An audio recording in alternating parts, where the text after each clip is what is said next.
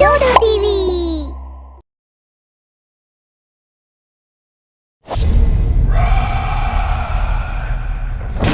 Night ரொம்ப late ஆயிடுச்சு. வேகமாக மழை பெஞ்சிக்கிட்டு இருந்துச்சு. மின்னல் மின்னிக்கிட்டு இருந்துச்சு.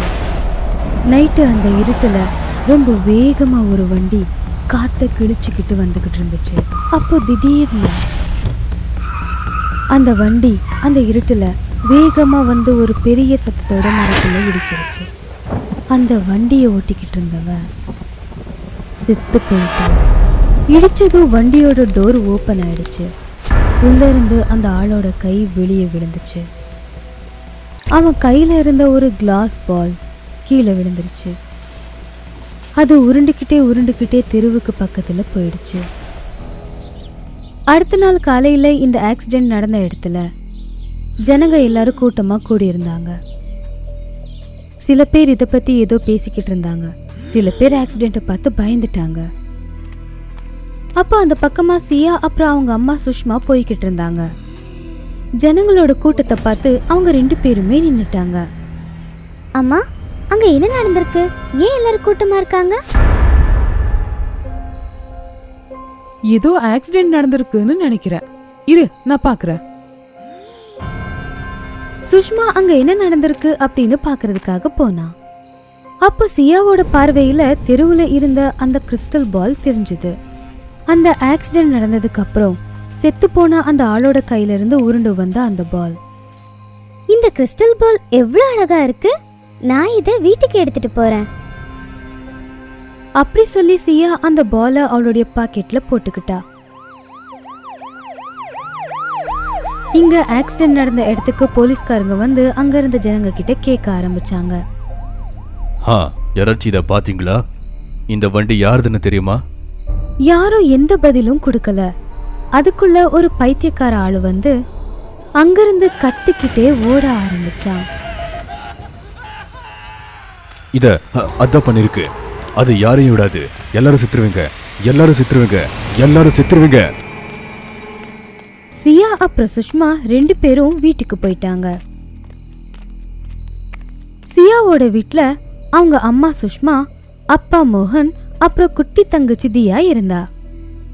அது ஒரு அழகான சின்ன குடும்பம். வீட்டுக்கு வந்ததும் சுஷ்மா சமையல் வேலையை பார்க்க ஆரம்பிச்சா. சியா அமைதியா அந்த கிறிஸ்டல் பாலை டிராயருக்குள்ள வச்சுட்டு மூடிட்டா. தியாவுக்கு இதை பத்தி சுத்தமா தெரியாது. அந்த கிறிஸ்டல் பால்குள்ள ஒரு பேய் இருக்கு அப்படின்னு. அந்த பால் யார்கிட்ட இருக்கோ அந்த பேய் அவங்கள வசமாக்கி அதுக்கப்புறம் அதை நினைக்கும் போது அவங்கள கொன்னுடும். நைட்டு எல்லாரும் தூங்கினதுக்கு அப்புறம் திடீர்னு சியாவோட ரூம்ல ஒரு வெளிச்சம் தெரிஞ்சுது. அட, இந்த வெளிச்சம் எங்க இருந்து வருது? போய் பார்க்கலாமா? சியா எழுந்திருச்சு பார்த்தா. அட, நான் அந்த பாலை இந்த டிராக்குள்ள தானே வச்சேன். அதுக்குள்ள இருந்து தான் வெளிச்சம் வருது அப்படின்னு சொல்லி சியா அந்த டிராவை திறந்தா. அப்போ அந்த பால் மின்னிக்கிட்டு இருந்துச்சு. திடீர்னு சியா கீழே விழுந்துட்டா. அந்த பாலும் மின்னிக்கிட்டு இருக்கிறது நின்று போயிடுச்சு. சியாவோட அலறல் சத்தம் கேட்டதும் அவங்க அப்பா அம்மா வேகமா ஓடி வந்தாங்க. அட சியா, என்னாச்சு உனக்கு? எப்படி விழுந்த? தெரியலப்பா. சரி, எந்திரிமா, கட்டில் மேல உட்காரு, தூங்கு போ. சியாவை படுக்க வச்சுட்டு மோகன் அப்புறம் சுஷ்மா அவங்க ரூமுக்கு போயிட்டாங்க. இப்படியே சில நாட்கள் நகர்ந்துச்சு. ஆனா இப்பெல்லாம் அவங்க வீட்டுல ஏதாவது விசித்திரமான சம்பவங்கள் நடந்துகிட்டே இருந்துச்சு. இதனால சுஷ்மா ரொம்ப கவலையா இருந்தா. அவ கவலையா இருக்கிறத பார்த்து மோகன் கேட்டான். சுஷ்மா, என்னாச்சு உனக்கு? பாக்குறதுக்கு ரொம்ப சோகமா இருக்க. மோகன், நீங்க இதை கவனிச்சிருக்க மாட்டீங்க. ஒரு 4 நாளா நம்ம வீட்டுல ஏதாவது அபசகுனமா நடக்குது. 2 நாளுக்கு முன்னாடி நான் லெமன் ஜூஸ் போடுறதுக்காக லெமனை கட் பண்ணும்போது அது பார்த்தா சிகப்பா இருக்கு. தினமும் ஒரு பூனை வீட்டு வாசல்ல அழுதுகிட்டே இருக்கு. இன்னைக்கு காலையில நான் நியூஸ் பேப்பர் எடுக்கிறதுக்காக கதவு திறந்தா அந்த நியூஸ் பேப்பர்ல ரத்தம் இருந்துச்சு. எனக்கு ரொம்ப பயமா இருக்கு. நீ பயப்படாத, அத பத்தி யோசிக்கலாம், சரியாயிரும். மோகன் இப்படி சொல்லி சுஷ்மாவை சமாதானப்படுத்தினான். ஆனா உண்மையிலேயே அவனும் பயந்து போயிருந்தான். ஏன்னா அவனுக்கும் வீட்டுல ஏதோ விசித்திரமா நடக்கிற மாதிரி தோணி இருந்துச்சு. ஒரு நாள் குட்டி தங்கச்சி தியா திடீர்னு தூக்கத்துல இருந்து எழுந்திருச்சா.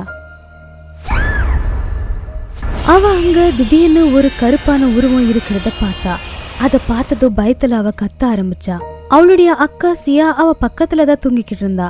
அவ அவளை கட்டி பிடிச்சுக்கிட்டா. தியாவோட அலறல் சத்தம் கேட்டு அப்பா அம்மா 2 பேரும் ஓடி வந்தாங்க. அப்பா நான் அங்க ஏதோ ஒண்ணு பார்த்தேன். அந்த அலமாரி மேல ஏதோ ஒண்ணு பார்த்தேன். இல்லப்பா, அவ ஏதாவது கனவு கண்டிருப்பா. நீங்க போங்க, நான் அவளை பாத்துக்கிறேன். இப்பெல்லாம் அவ டிவி ரொம்ப அதிகமா பாக்குறா, அதான் இந்த மாதிரி கெட்ட கனவுலாம் வருது. யாருமே தியாவோட பேச்ச கேட்கவே இல்ல. ஆனா அவ அங்க எதையோ பார்த்தா.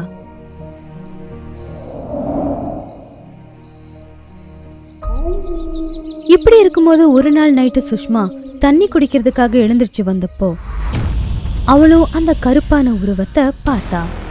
அப்புறம் அவ படிக்கட்டுல இருந்து கீழே விழுந்துட்டா. அவ விழுந்த சத்தம் கேட்டு மோகன் ஓடி வந்தான்.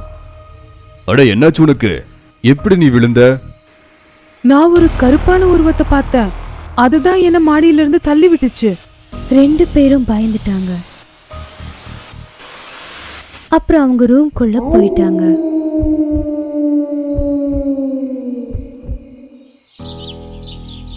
அடுத்த நாள் மோகன் அவனுடைய வேலை விஷயமா வெளியூர் போக வேண்டி இருந்துச்சு.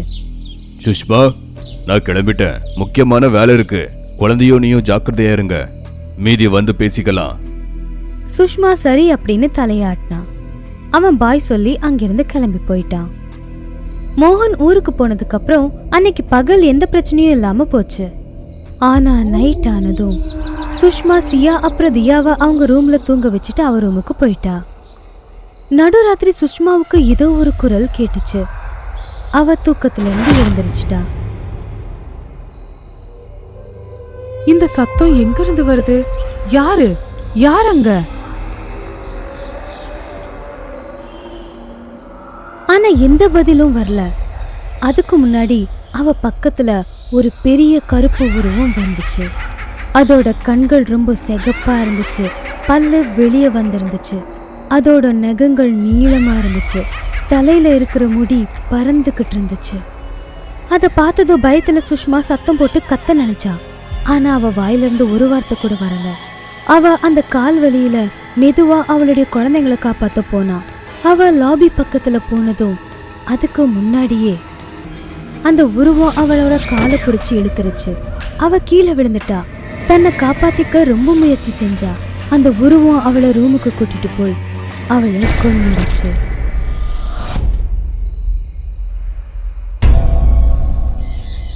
இந்த செய்தி கேட்டதும் மோகன் அவனுடைய வீட்டுக்கு வந்தான்.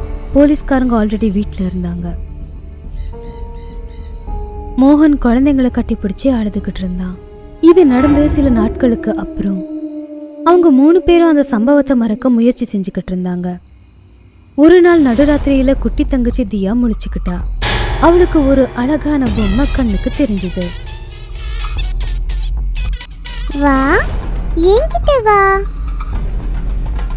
இங்க பாரு, நான் உன்னை கூப்பிட்டுக்கிட்டு இருக்கேன். சீக்கிரமா வா. தியா அந்த பொம்மைக்கு பின்னாடியே போய்கிட்டு இருந்தா. அவளுக்கு பின்னாடி அந்த கருப்பு உருவம் போய்கிட்டு இருந்துச்சு. வா, என்ன புடி. அப்படி சொல்லி அந்த பொம்மை தியாவை ரோடு கிட்ட கூட்டிட்டு போச்சு. தியா அந்த பொம்மை பின்னாடியே நடந்துகிட்டு இருந்தா. அப்ப வேகமா வந்த கார் அவளை இடிச்சிருச்சு. அவ செத்து போயிட்டா. அடுத்த நாள் வீட்ல மறுபடியும் எல்லாரும் துயரத்துல இருந்தாங்க. மோகனால மனைவி இறந்ததையே இன்னும் தாங்கிக்க முடியல. அதுக்குள்ள அவனுடைய குழந்தையும் இறந்து போச்சு. இந்த வீட்ல அவங்களால இருக்க முடியலங்கிறதுக்காக அவங்க 2 பேரும் ஒரு சின்ன வீட்டுக்கு குடிபெயர்ந்துட்டாங்க. 2 பேரும் இப்ப புது வீட்ல இருந்தாங்க. அப்போ ஒரு நாள் நைட்டு மோகனுக்கு அவனுடைய பொண்ணோட அலறல் சத்தம் கேட்டுச்சு. அப்பா காப்பாத்துங்க, என்ன காப்பாத்துங்க. அவன் வேகமா ஓடி வந்தான். அவன் பார்த்தா யாரோ அவன் பொண்ணோட முடிய பிடிச்சி மேல இழுத்துக்கிட்டு இருந்தாங்க. ஆனா கண்ணுக்கு யாரும் தெரியல. அவன் அவனுடைய பொண்ணோட முடிய கட் பண்ணி எப்படியோ காப்பாத்திட்டான். அப்புறம் ரொம்ப சத்தமா கத்த ஆரம்பிச்சான். யார் நீ?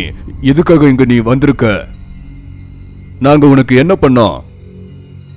மோகனுக்கு எந்த பதிலும் கிடைக்கல. அப்போ மோகனுக்கு பின்னாடி அந்த கருப்பு உருவம் தெரிஞ்சது. அது பின்னாடி இருந்து மோகனை தாக்குச்சு. அது அவனை கொன்னுடுச்சு. நைட்டு ரொம்ப இருட்டா இருந்துச்சு. பயங்கரமான மழை, மின்னல் மின்னிக்கிட்டு இருந்துச்சு. சியா வீட்டு மாடியில நின்னுக்கிட்டு இருந்தா. அவ கையில அந்த கிறிஸ்டல் பால் இருந்துச்சு. அந்த பால்ல இருந்து வந்த வெளிச்சம் சியா முகத்துல விழுந்துச்சு. அப்போ சியாவோட முகத்துல தெரிஞ்சது அந்த கருப்பான உருவத்தோட முகம். அந்த பேயோட வசத்துல இருந்த சியா முதல்ல அவங்க அம்மாவை, அப்புறம் தங்கச்சிய, கடைசியா அவங்க அப்பாவையும் கொன்னுட்டா. சியா மேல இருந்து கீழே விழுந்து அவளுடைய உயிரையும் விட்டுட்டா. அதுக்கப்புறம் அவ கையில இருந்த அந்த கிறிஸ்டல் பால் கொஞ்சம் தூரத்துல போய் விழுந்துருச்சு. காலையில போலீஸ்காரங்க இன்வெஸ்டிகேஷன் பண்றதுக்காக வந்திருந்தாங்க. அந்த பைத்தியம் அங்கேயும் வந்து கத்திக்கிட்டே ஓடிக்கிட்டு இருந்தான். இவனையும் கொண்டுடுச்சா? எல்லாரையும் கொண்டுடும். அந்த கிறிஸ்டல் பால் காலையில ஒரு பையன் கையில கிடைச்சது. அவன் அதை எடுத்து அவனுடைய பாக்கெட்ல போட்டுக்கிட்டான்.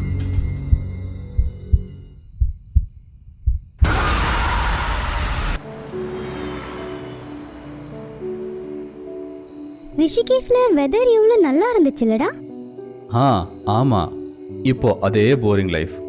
ஸ்மிருதி, விகாஸ், மேக் அப்புறம் கர்வித் 12 நாளுக்கு அப்புறம் ரிஷிகேஷ்க்கு திரும்பி வந்தாங்க. ஆனா அவங்க சிட்டி இப்ப பாக்குறதுக்கு ரொம்ப வித்தியாசமா இருந்துச்சு. அட, இன்னமும் சரியில்லை போல. ஆமாண்டா, முதல்ல எல்லாம் இங்க எவ்வளோ கூட்டம் இருக்கும். ஆனா இன்னைக்கு யாருமே இல்லை.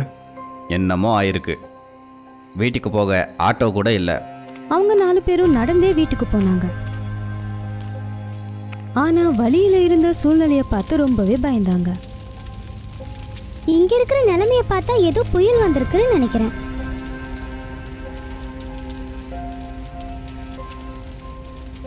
அட, என்னவோ ஆயிருக்கு. ஏதோ சரியில்லைன்னு தோணுது. 4 பேரும் ஒரே வழியில போயிட்டு இருந்தாங்க. அப்போ அங்க ஒரு ஆள் நின்னுட்டு இருந்தான். அவன் யார்கிட்ட இருந்தோ தப்பிக்கிறதுக்காக ஒளிஞ்சிட்டு இருந்தான். நீங்கெல்லாம் யாரு? நீங்க டிக்டாக்கர் இல்ல தானே? தூரம் போங்க. அட, இவனுக்கு என்னாச்சு? இந்த தம்பி, தண்ணி குடி. செத்துருவீங்க, யாருமே இருக்க மாட்டீங்க, செத்துருவீங்க. அவங்க 4 பேரும் அவனை பார்க்க பின்னாடியே ஓடினாங்க.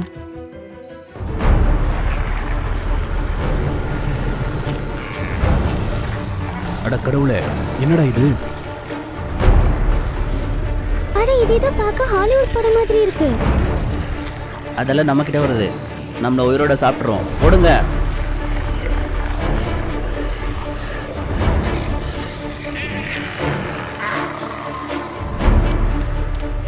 அவங்க 4 பேரும் உயிரை கையில பிடிச்சு அங்கிருந்து ஓடினாங்க. இந்த ஊர் ஜனங்க ஜாம்பியா மாறி இருக்காங்க. உயிரோட இருக்கிறவங்க சவுத் ஸ்கொயர் லைப்ரரிக்கு போங்க. அட, நம்ம ஊரு என்னதாண்டா ஆச்சு நம்ம ஊருக்கு? டைம் கம்மியாக இருக்கு. நம்ம உயிருக்கே ஆபத்து. நாம சீக்கிரம் சவுத் ஸ்கொயர் லைப்ரரிக்கு போயாகணும். 4 பேரும் உயிரை காப்பாற்றணுங்கிற பயத்துல அங்கிருந்து ஓட ஆரம்பிச்சாங்க.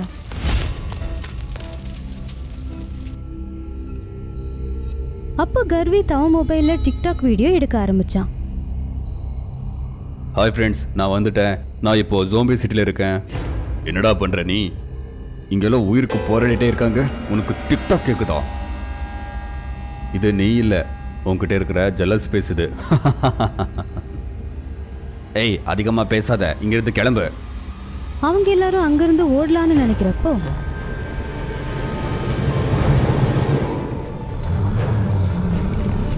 கைஸ், அவனை பாருங்க என்ன நடக்குதுன்னு. எனக்கு என்ன தோணுதுன்னா அந்த ஜோம்பி இவனையும் இன்ஃபெக்ட் பண்ணிடுச்சுன்னு. ஃப்ரெண்ட்ஸ், அவனை தள்ளியே வைக்கலாம். இல்லைன்னா நம்மளை அவன் சாப்பிட்ருவான். இவனை இங்கே விட்டு போக முடியாது. ஜாம்பி இவனை முழுசா தின்னுடும். ஃப்ரெண்ட்ஸ், நான் நல்லா தான் இருக்கேன். நான் உங்களை உயிரோடு சாப்பிட போறேன். கைஸ், கர்வித் நம்மளுடைய ஃப்ரெண்ட். இந்த மாதிரி சூழ்நிலையில அவனை எப்படி தனியா விட்டுட்டு போறது? டிக்டாக் நண்பர்களே, இதுதான் ஜாம்பி சேலஞ்ச். எல்லா இடமும் ஜாம்பியா மாறிடுச்சு. உயிரோட இருக்கிறவங்க சவுத் ஸ்கொயர் லைப்ரரிக்கு வாங்க.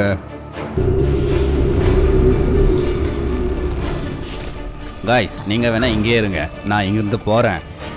மேக் அங்கிருந்து கிளம்புனான். அப்போ பின்னாடி இருந்து, ஃப்ரெண்ட்ஸ் ஓடுங்க இங்கிருந்து. ஜாம்பிஸ் கர்வித்தை சுத்தி வளைச்சிருச்சு. இப்போ மேக், விகாஸ் அப்புறம் ஸ்மிருதி உயிரை கையில பிடிச்சிட்டு ஓடினாங்க. நாங்கள் 2 பேரும் சின்ன வயசுலேருந்து ஒன்றா தான் இருந்தோம். இப்போ என்னோட நண்பன். விகாஸ் கஷ்டப்படாதடா. முதல் நாம எப்படி தப்பிக்கலான்றது பார்க்கலாம், அப்புறம் கர்வித்தை எப்படி காப்பாத்துறதுன்னு யோசிக்கலாம். ஒரு நிமிஷம், நீங்கள் 2 பேர் டிக்டாக் யூஸ் பண்ண மாட்டீங்களா? இல்லை இல்ல ஆனா டிக்டாக் ஆமாம், டிக்டாக் தான். யோசிங்க, அந்த பையன் என்ன சொன்னான்னு. நீங்கள் டிக்டாக்கர் இல்லை தானே? அப்புறம் நம்மளோட நண்பன் டிக்டாக் யூஸ் பண்ணதும் ஜாம்பியாக மாறிட்டானே. டிக்டாக்னால தான் இப்படியெல்லாம் ஆயிடுச்சு. ஹாய், நான் ஃபனிலியனி. நான் உங்களுக்கு என்ன சொல்ல போகிறேன்னா, இதுக்கு எல்லாமே காரணம் அந்த டிக்டாக் தான். என்னவோ ஆனா ஒரு வழிதான் இருக்கு. சவுத் ஸ்கொயர் லைப்ரரிக்கு உடனே போகணும். அவங்க 3 பேரும் சவுத் ஸ்கொயர் லைப்ரரி பக்கம் போனாங்க. நைட் ஆயிடுச்சு.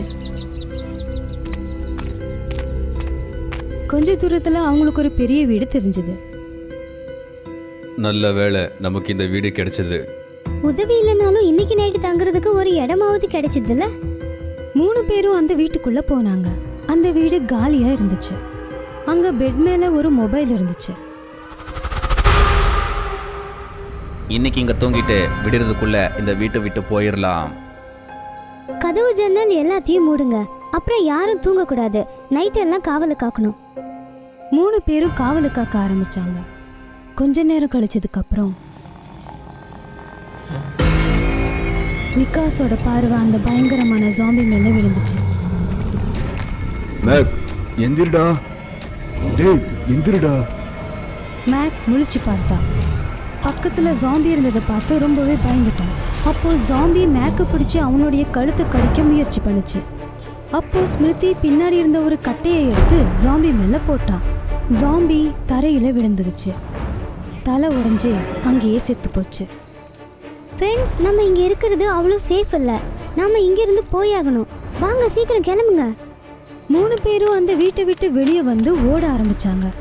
எல்லா இடமும் ரொம்ப இருட்டா இருந்ததுனால 3 பேரும் ஒருத்தங்க கை ஒருத்தங்க பிடிச்சுக்கிட்டு சவுத் ஸ்கொயர் லைப்ரரி பக்கம் போனாங்க.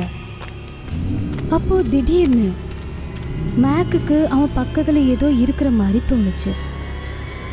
விகாஸ், பயமுடுத்தாத, கையெடு. டேய், நான் ஒன்றும் பண்ணலையே. மேக் இருட்டுல உத்து பார்த்தான். 3 பேரும் அங்கிருந்து ஓடினாங்க. ஜாம்பி இவங்க பின்னாடியே போச்சு. இவங்க ஓடி ஓடி ரொம்ப டயர்ட் ஆயிட்டாங்க. இன்னும் எவ்வளவு தூரம்டா? ஜாம்பி கிட்ட இருந்து தப்பிக்கணும்னு ஓடி ஓடியே செத்துருவோம் போல இருக்கு. பயப்படாதீங்க, 9 நிமிஷத்துல போயிடலாம். 3 பேரும் இன்னும் கொஞ்ச தூரம் நடந்ததுக்கு அப்புறம் ஃப்ரெண்ட்ஸ், அங்க பாருங்க, லைட் எரியுது. நாம வந்துட்டோம்னு நினைக்கிறேன். 3 பேரும் அந்த வெளிச்சம் தெரிஞ்ச இடத்துக்கு போனாங்க. பார்த்தா அது அந்த லைப்ரரி தான்.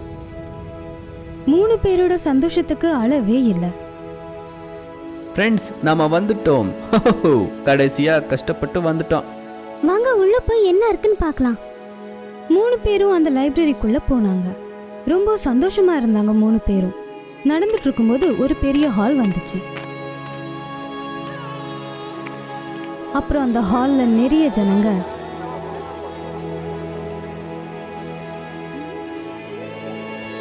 ஹாய் ஃப்ரெண்ட்ஸ், நான் மன்னத். நான் விஜோத். நீங்க எல்லாம் பொழைச்சிட்டீங்க. உங்க டிக்டாக் உலகத்துக்கு உங்களை நான் வர வைக்கிறேன்.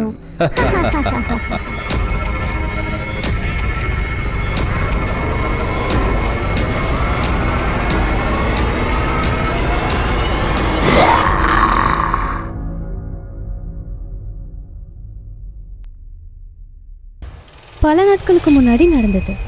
ஒரு பேய் பட ஷூட்டிங்காக லொகேஷன் ஹண்டிங் நடந்துட்டு இருந்தது. எனக்கு எந்த மாதிரி லொக்கேஷன் வேணும்னா பக்கத்தில் யாருமே இருக்கக்கூடாது. எனக்கு காட்டு நடுவில் ஒரு வீடு இருந்தால் சொல்லு. ஆமாம் சார், நமக்கு இந்த லொக்கேஷன் சூப்பராக சூட் ஆகும். டெக்னீஷியன் டைரக்டர் கிட்ட ஒடிசா பக்கத்துல இருக்கிற கந்தமல் அப்படிங்கிற இடத்த காட்டினான். அதை பார்த்ததுக்கு அப்புறம் டைரக்டருக்கு ரொம்பவே சந்தோஷமாயிடும். சூப்பர் சூப்பர், இந்த மாதிரி லொகேஷன் தான் நான் தேடினேன். அதுக்கப்புறம் படத்தை சேர்ந்த 30 பேர் ஒடிசாவுக்கு போனாங்க. அவங்க எல்லாரும் அந்த ஷூட்டிங் லொகேஷனுக்கு போனாங்க. அங்க ராம்லால் அப்படிங்கிற ஒரு வயசான ஆளு இருந்தாரு. இங்கே கேளுங்க. என்னையா கூப்பிட்டு தம்பி? ஆமாம் ஆமாம், உங்களைத்தான். இந்த வீடு உங்களுதா? எங்களோட தான். எதுக்கு கேட்குறீங்க? நீங்கள் இந்த வீட்டில் தனியாகவே இருக்கீங்க? தனியா இல்ல, நானும் என்னோட பொண்ணும் இருக்கோம். ஏன் கேட்குற? சொல்லுப்பா. இல்லைங்க, இந்த வீடு இந்த இடம் கொஞ்ச நாளைக்கு வாடகைக்கு வேணும், ஃபில்ம் ஷூட் பண்ணுறதுக்கு. வாடகைக்கு இடம் வேணும் அப்படின்னு அவங்க சொன்னதை கேட்டு ராம்லால் எதுலேயோ சிக்குனது போல யோசிக்க ஆரம்பிச்சாரு. என்னாச்சு பெரியவரை? சொல்லுங்க, உங்களுக்கு எவ்வளோ வாடகை வேணும்னு. எவ்வளோ கேட்குறீங்களோ அவ்வளோ தரோம், ஆனால் இல்லைன்னு சொல்லாதீங்க. இல்ல இல்ல, இந்த வீடு யாருக்குமே வாடகைக்கு கொடுக்கறதில்ல, சாரி. ஆனால் எதுக்கு? எவ்வளோ வாடகை வேணுமோ அவ்வளோ கேளுங்க, ப்ளீஸ் ப்ளீஸ். இந்த வீடு ஃபைனல் ஆயிருச்சு. இந்த வீடு இல்லைன்னா ஷூட்டிங்கே நடக்காது. ரொம்ப நேரம் கெஞ்சி கேட்டதுக்கு அப்புறம் ராம்லால் அந்த இடத்த வாடகைக்கு விட ஒத்துக்கிட்டாரு. அடுத்த நாள்ல இருந்து ஷூட்டிங் ஆரம்பிச்சது.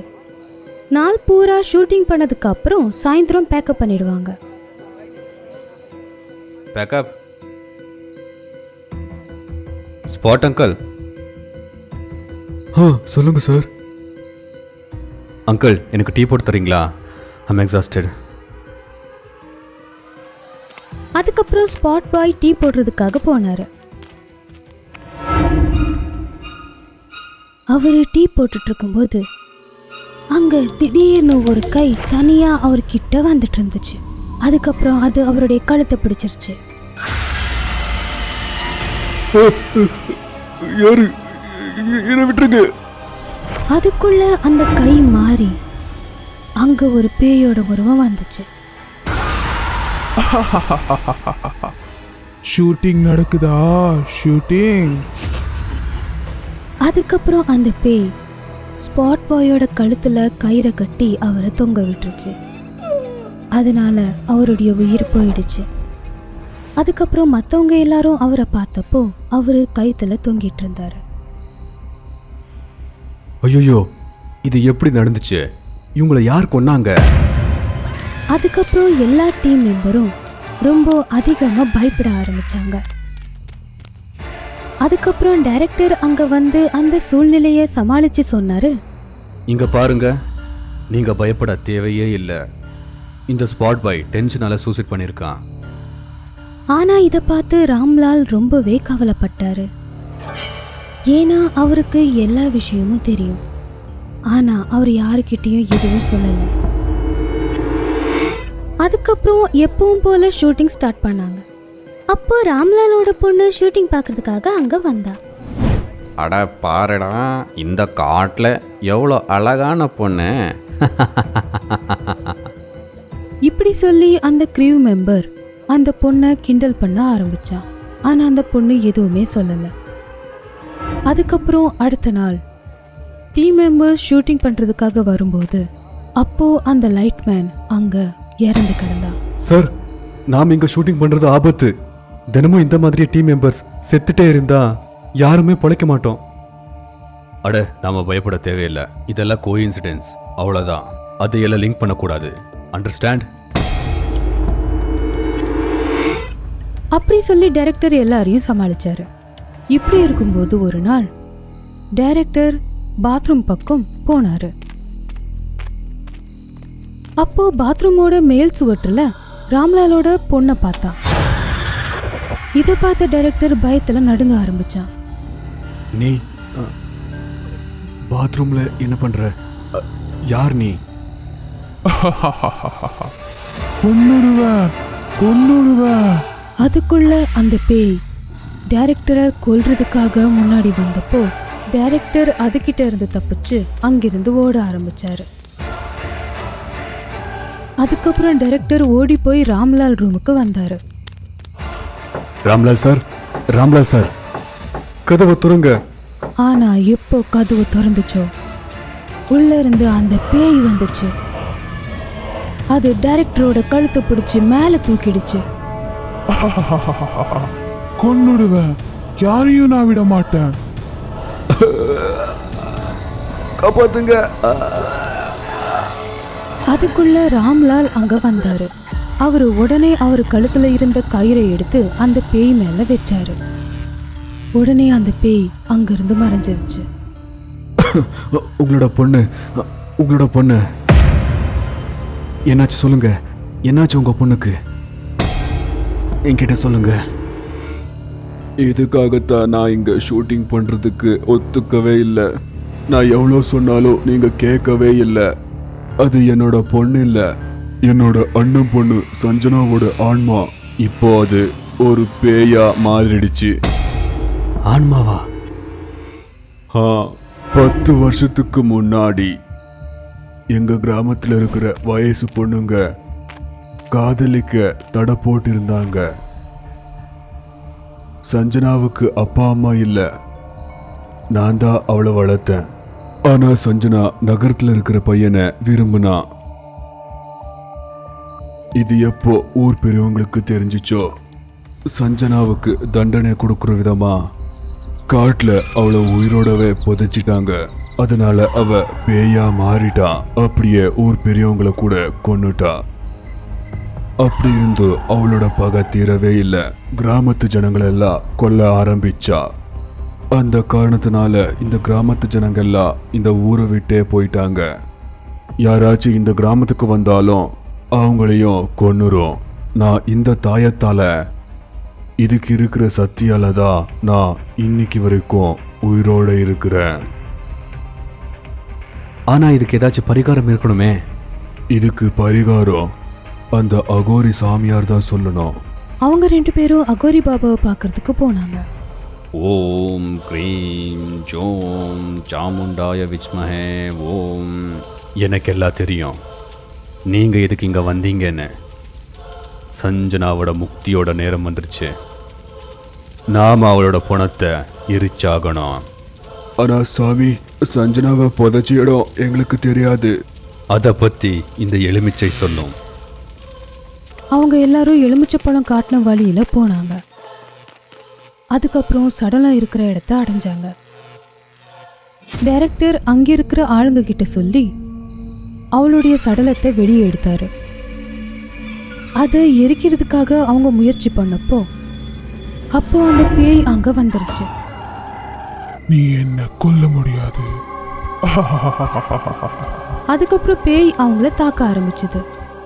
ஆனா பாபா உடனே நடுவுல வந்து அவன் மேல தீர்த்தத்தை தெளிச்சதும் அந்த பேய் அங்கேயே நின்னுடுச்சு. அதால அசையக்கூட முடியல.